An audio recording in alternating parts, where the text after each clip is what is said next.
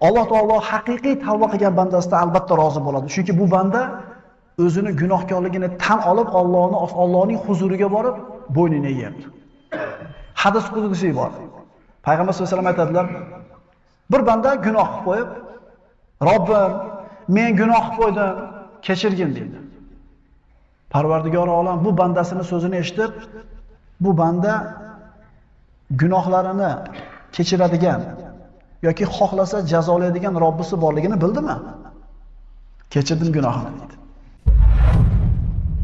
Agar qaysi banda kech kirganda mana shu duoni aytib, tong otgunga qadar o'lib qolsa, shubhasiz shu odam jannatiy degan sahih hadis.